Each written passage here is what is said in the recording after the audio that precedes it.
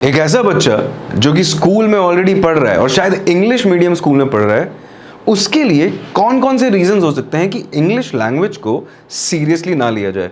Remember, मैं English language की बात कर रहा हूँ, लिटरेचर की बात नहीं कर रहा।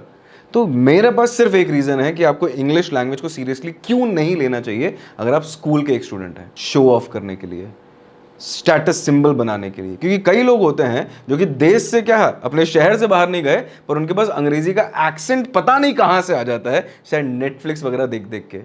तो ये सबसे बड़ा कारण है अंग्रेजी नहीं पढ़ने का। क्योंकि अगर आपका सिर्फ इतना ही उद्देश्य है कि अंग्रेजी पढ़ के हम शू शा करके यहां वहां की बातें करेंगे और अपना स्टेटस सिंबल ऊपर बढ़ाएंगे, एक्चुअल में कुछ वृद्धि नहीं हो रही है, तो ये एक रीजन मेरे को समझ में आता है कि अंग्रेजी क्यों नहीं पढ़नी चाहिए। मैं इस बारे में क्यों बात कर रहा हूं, मेरा एक्सपीरियंस मुझे ये बताता है कि जब मैंने कॉर्पोरेट इंडिया के अंदर कदम रखा था, तो वहां पर अंग्रेजी जो भाषा है ना, वो इंटरव्यू लेवल तक बहुत काम आती है। एक्चुअल में बिजनेस करने के लिए नहीं आती है, मैं मानता हूं मेजॉरिटी ऑफ द प्लेसेस में, इवन मेट्रोपॉलिटन्स में जहां पे हिंदी बहुत चलती है, नॉर्दर्न इंडिया के साइड, बट इंटरव्यू लेवल तक या जीडी पीआई ये सारे लेवल तक ना अंग्रेजी बहुत इंपॉर्टेंट होती है। और जब भी हम कोई भी एजुकेशनल इंस्टीट्यूशन में रहते हैं, मैं तुम्हारी 12वीं की बात नहीं कर रहा हूँ, मैं तुम्हारे स्कूलिंग की बात ही नहीं कर रहा हूँ, मैं ये बात कर रहा हूँ कि 12वीं के बाद क्या होने वाला है। तो ग्रेजुएशन में भी शायद कम लोगों को समझ में आए कि अंग्रेजी की इंपॉर्टेंस क्या है, बट मास्टर्स लेवल में जरूर आपको समझ में आने लगेगा। और अगर आपको मुझे बिलीव नहीं करना, बिल्कुल मत करिए, जरूरत भी नहीं है, बट अपने आसपास उन लोगों से बात करिए जो कि मास्टर्स का कोर्स परस्यू कर रहे हैं कहीं से भी, और उनसे पूछिए एक बार कि क्या अंग्रेजी में हाथ टाइट होने की वजह से आपको कोई चैलेंजेस को फेस करना पड़ रहा है, और अगर वो पड़ रहा है तो उसके जो गैप्स हैं वो फिल कैसे कर रहे हैं।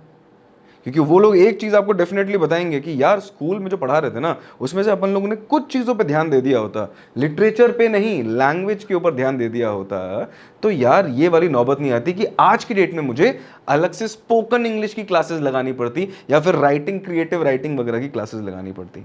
तो कहने का तात्पर्य सिर्फ इतना सा है, तुम ऑलरेडी समय दे रहे हो अपने स्कूलिंग सिस्टम में, पर तुम्हें फिर से समय देना पड़ेगा 3 या 4 साल बाद, और उस समय तुम्हें समय के साथ साथ बहुत सारा पैसा भी देना पड़ेगा। क्योंकि जब प्रोफेशनली इंग्लिश को पढ़ने की बात आती है ना, तो लोग बहुत पैसा कमा रहे हैं ट्यूटर्स, उनमें से मैं भी एक था एक समय पे। बट अब मैं आपसे बात करना चाहूंगा कि आप लोगों के पास क्या रीजन होने चाहिए इंग्लिश को पढ़ने के। एनईपी 2020 नेशनल एजुकेशन पॉलिसी जो 2020 में इंट्रोड्यूस कराई गई थी, उसमें एक बहुत बड़े चेंज को लाने की बात की गई थी, जो कि थोड़ा थोड़ा पिछले साल से लाया भी जा रहा है और इस साल और भी लाया जाएगा। बोर्ड्स में सीबीएसई ने बोल दिया है कि अब कॉम्पिटेंसी बेस्ड लर्निंग के ऊपर फोकस किया जाएगा। कॉम्पिटेंसी का मतलब कितनी क्षमता है हमारी समझने की, मतलब हमारी खुद की थिंकिंग प्रोसेस कैसी होती है, उसके ऊपर फोकस किया जाएगा। क्यों? क्योंकि बहुत साल हो गए यार और बोर हो चुके हैं हमारे एजुकेशन सिस्टम को बार बार क्रिटिसाइज करते हुए। क्यों? क्योंकि रट्टाफिकेशन पे चल रहा था ना बहुत समय से। बधाई हो, आपकी बात मान ली गई है और इस एजुकेशन सिस्टम को एक ओवरहॉल मिल रहा है, एक मेकओवर मिल रहा है कि अब रोट लर्निंग, रट्टाफिकेशन के ऊपर फोकस नहीं किया जा रहा है, अब उस पर फोकस किया जा रहा है कि जो तुम्हें पढ़ाया जा रहा है उसकी वजह से how are you able to think, आपकी क्रिटिकल थिंकिंग स्किल्स डेवलप हो रही हैं कि नहीं।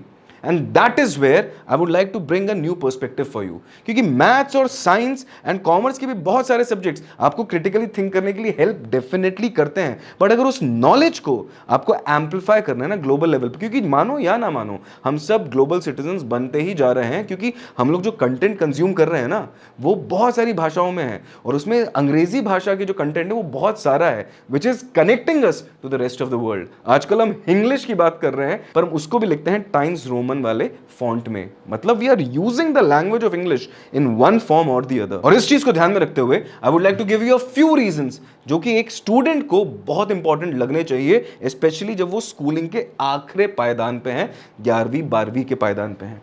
और वो रीजंस देवी और सज्जनों ये है। Why English? The reason is very simple, English is a global language. पूरी दुनिया की अगर कोई एक भाषा की बात की जाए तो वो अंग्रेजी है। क्यों? कोलोनाइजेशन के चलते। अब कोलोनाइजेशन बुरी बात थी, पर उससे लैंग्वेज का क्या लेना देना? एटलीस्ट एक लैंग्वेज तो बनी जिससे हम लोग कनेक्टेड हैं। तो ये सबसे बड़ा रीजन है। अगर आपको दुनिया घूमनी है तो आपके पास सिर्फ इतना ही ऑप्शन है कि अंग्रेजी पकड़ लो, अगर अंग्रेजी नहीं है तो मैंडरिन सीख लो या फिर जर्मन सीख लो या फ्रेंच सीख लो। अब इनके कंपैरिजन में English is a much much easier language to learn. तो इजी लैंग्वेज जो कि आपको ग्लोबल कनेक्शन देगा, ग्लोबल नेटवर्क खोलेगा, बहुत सारे ग्लोबल डोर्स ऑफ अपॉर्चुनिटी खोल देगा, वो एक रीजन है आपका अंग्रेजी पढ़ने के लिए अभी से। मैं लिटरेचर की बात नहीं कर रहा हूं, मैं लैंग्वेज की बात कर रहा हूं। और जब जब मैं लैंग्वेज बोल रहा हूं ना, I am talking about your ability to listen when a person is speaking to you in English, your ability to speak when a person is having a conversation with you in English, your ability to read and write in the language of English। ये चारों खानों को चित करना। By the way किसी ने आइल्स के लिए प्रिपेयर किया होगा ना, तो इन्हीं पैरामीटर्स के ऊपर उनको जज किया जाता है। तो फ्यूचर में अगर किसी को फॉरेन जाना है ना, तो आइल्स के लिए एक्स्ट्रा पैसे देने नहीं पड़ेंगे। इतना तो अच्छा है हमारा एजुकेशन सिस्टम, अगर हम अंग्रेजी भाषा की बात की जाए तो, और आसान भी है। नंबर 2, अपॉर्चुनिटीज की बात की गई थी। जो भी भारत में भी अगर काम करना चाहता है, मतलब एमबीए वगैरह करोगे, कोई भी प्रोफेशनल कोर्स करोगे, और आपको इच्छा होगी कि यार मेरे को प्रमोशन वगैरह मिले, तो आपको अच्छा ना लगे और अच्छी बात नहीं भी है, पर अपॉर्चुनिटीज जो होते हैं ना, वो अंग्रेजी से ज्यादा कम्युनिकेशन स्किल्स उसके ऊपर डिपेंड करते हैं। और इंग्लिश लैंग्वेज आपको एक ग्लोबल कम्युनिकेशन स्किल का एक बहुत ही अच्छा एक रूप दिखाता है। आपको ये बताता है कि ग्लोबली किस तरीके से दुनिया बात कर रही है। बिकॉज जिस समय में आप जी रहे हैं, अगर उस समय के साथ आपको चलना है, तो आपको उस समय की भाषा बोलना आना चाहिए। और आपको पसंद हो या ना पसंद हो, इस समय की भाषा अंग्रेजी भी है, वो पॉपुलर है सबसे ज्यादा। मैं ये कभी नहीं कह रहा हूं कि सबसे इंपॉर्टेंट है, बार बार याद रखिएगा, वो सबसे ज्यादा पॉपुलर है। इसके अलावा भी और फॉरेन लैंग्वेजेस हैं, but English is no more a foreign language, it's a global language, जैसे मैंने आपको बताया। तीसरा रीजन, जैसे ही आप अंग्रेजी का थोड़ा सा भी ज्ञान हासिल कर रहे थे ना, तो आपको और ज्यादा वाइडर एक्सेस मिल जाता है to a research database. Search वगैरह जब भी करते हैं तो हमें आसानी से वो चीजें मिलती है जो अंग्रेजी में होती हैं। क्यों? The reason is very simple, क्योंकि बहुत सारे रिसर्चर्स और बहुत सारे लोग जो कंटेंट क्रिएट कर रहे हैं, वो इंग्लिश में कंटेंट क्रिएट कर रहे हैं। अगर हम ग्लोबल लेवल की बात करें ना, यहाँ पे एक चीज बताना चाहूंगा, India is a wonderful and diverse market. इसका मतलब ये है कि अगर हम रीजनल लैंग्वेजेस के भी कंटेंट को कंज्यूम करें या फिर बनाए, तो बहुत अमेजिंग चीज हो सकती है। बट जैसे ही हम दुनिया की बात करते हैं, और मैं चाहता हूं कि आप लोग दुनिया को रीच आउट करें, तो उसमें बहुत जरूरी है कि आप लोग अंग्रेजी को सीखें, ताकि आपके पास रिसर्च डेटाबेस जो है ना, एटलीस्ट उसका एक्सेस तो ज्यादा हो। किताबें ज्यादा छपी हैं अंग्रेजी में, उसके लिए क्या कर सकते हैं? रिसर्च ज्यादा हुई है अंग्रेजी भाषा में, उसका क्या कर सकते हैं? आप उसे ट्रांसलेट करने में समय व्यतीत करें, या फिर अपना काम आसान बना के अंग्रेजी भाषा सीख लें। ये 2 ऑप्शन है आपके पास। एज यूजुअल डिसीजन सिर्फ आपका ही होगा। और चौथा और अंतिम रीजन, एक होलिस्टिक पर्सनालिटी डेवलपमेंट। हम पर्सनालिटी डेवलपमेंट की जब बात कर रहे हैं, वो चेप सा पर्सनालिटी डेवलपमेंट नहीं, जहाँ पे कपड़े वगैरह अच्छा पहन लें और उसके बाद उस हिसाब से बात करें, उसकी बात नहीं कर रहा हूँ। मैं एक इंटेलेक्चुअल पर्सनालिटी डेवलपमेंट की भी बात कर रहा हूँ, क्योंकि हमें थिंकिंग एबिलिटी मिलती है। The reason is very simple, हम अपनी भाषा में तो सोच ही रहे हैं, बहुत अच्छी बात है, पर हम साथ ही साथ एक ग्लोबल भाषा में भी सोचने का क्षमता रखते हैं। ये बहुत बड़ी बात होती है। और यहाँ पे मैं आपको एक चीज बता देता हूँ, स्पीकिंग, लिसनिंग, रीडिंग, राइटिंग, ये सब सेकेंडरी हो जाता है, क्योंकि अगर कोई भी लैंग्वेज को अगर आपको कंठस्थ कर लेना है ना, तो उसमें सोचना बहुत जरूरी होता है। तो यही समय है आपके पास कि आप you can actually work upon thinking in the language of English. And the reason is very simple, मैं चाहता हूं कि आपको पूरी दुनिया का एक्सेस मिले, और वो एक्सेस सिर्फ तभी मिल सकता है जब आपके पास इंग्लिश लैंग्वेज की बेसिक बेयर मिनिमम कॉम्पिटेंसी भी होगी। अब वो कैसे होगी?